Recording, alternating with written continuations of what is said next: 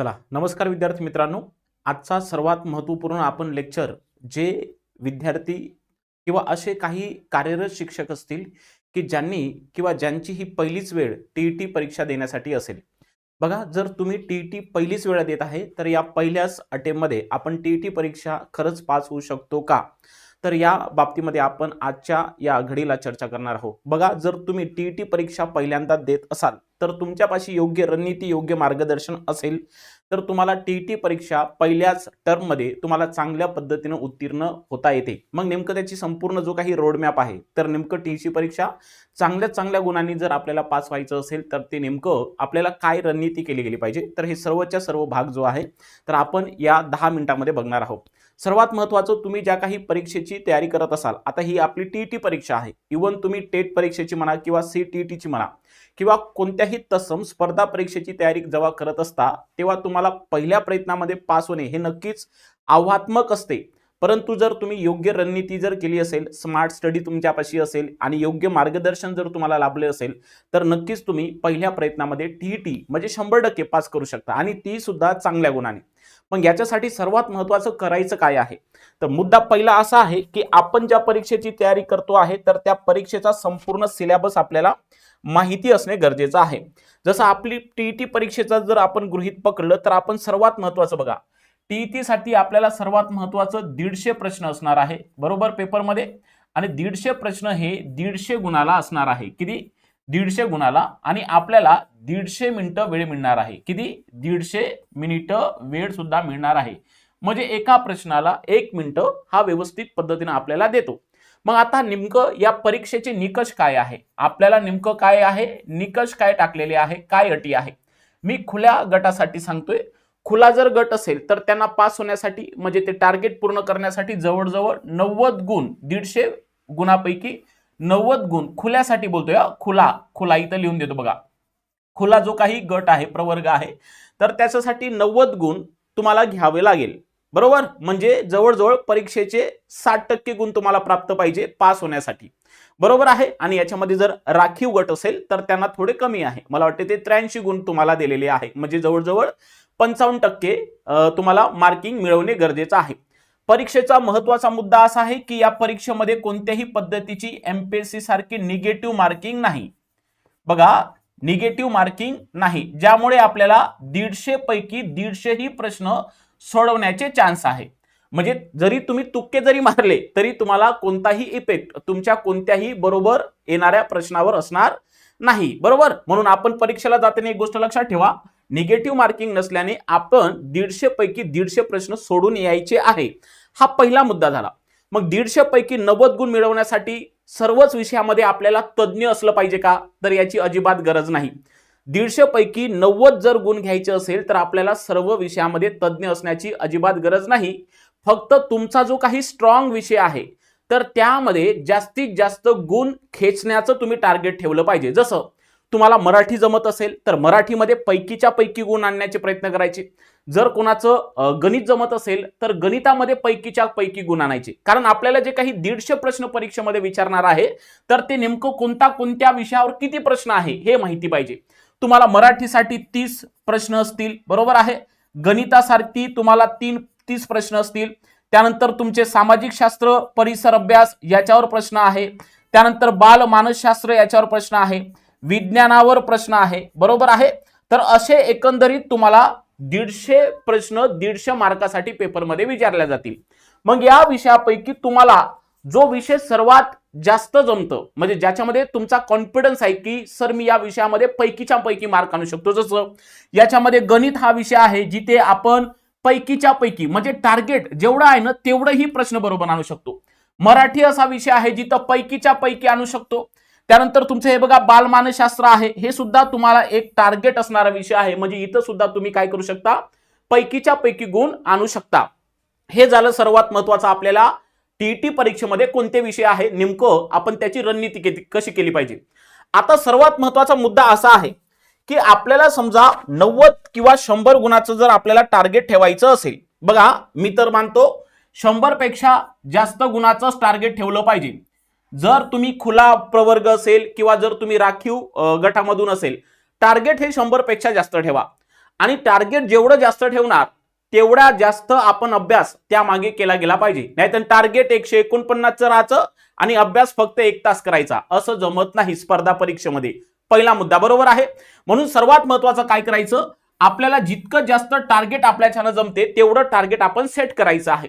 आता नेमकं आपल्याला ही रणनीती आखण्यासाठी म्हणजे 100 पेक्षा जास्त गुण मिळवण्यासाठी आपल्याला करायचं काय आहे, तर तुम्हाला करायचं आहे अभ्यासक्रमाचं अचूक विश्लेषण. बघा, तुम्हाला जो काही अभ्यासक्रम तुम्हाला दिलेला आहे टीईटी राज्य परीक्षा परिषदेने, तर त्याचं तुम्ही अचूक विश्लेषण करायचं आहे.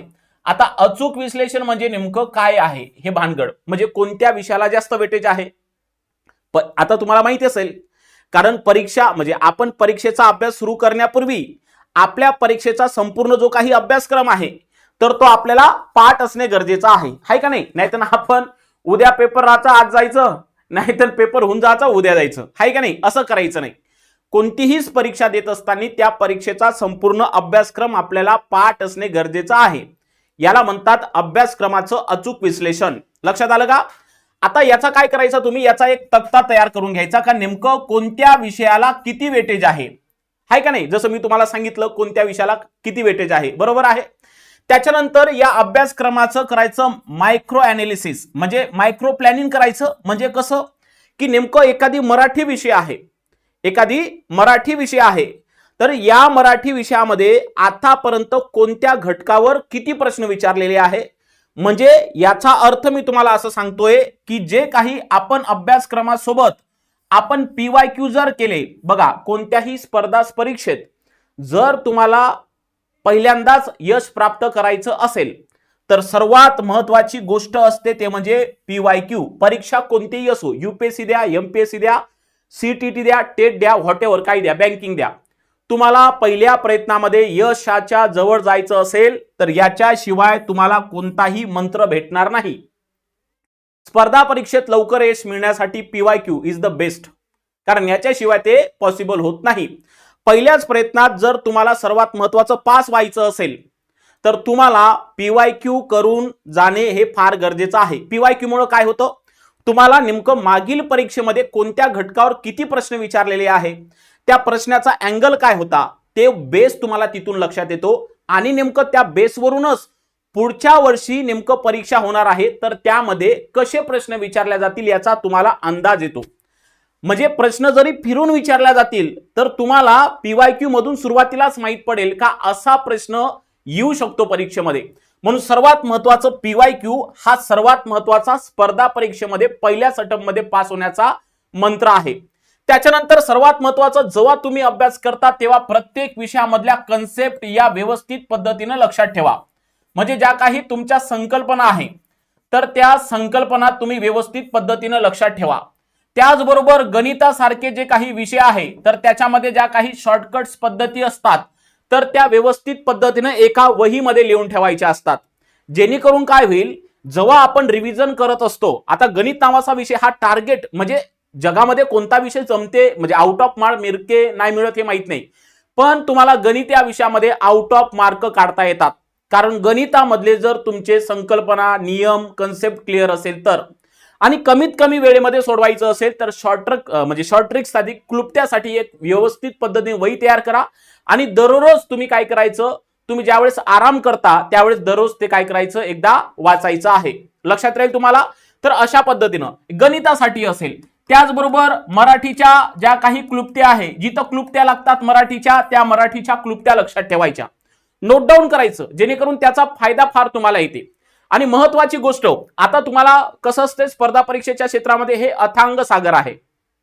मार्केटमध्ये तुम्हाला असंख्य पुस्तकं मिळून जातात, पण लक्षात ठेवा 10 पुस्तकं घ्यायचे नाही. नाहीतर बऱ्याच जणाला सवय असते मराठीचं हे पुस्तक चांगलं आहे, ते आहे, गणिताचं हे चांगलं आहे, बालमानसशास्त्राचं त्याचं चांगलं आहे, पण 100 पुस्तक घेण्यापेक्षा फक्त तुम्हाला एका विषयासाठी एक कोणतंही पुस्तक घ्या, पण ते एक पुस्तक तुम्ही कमीत कमी 10 वेळा वाचा.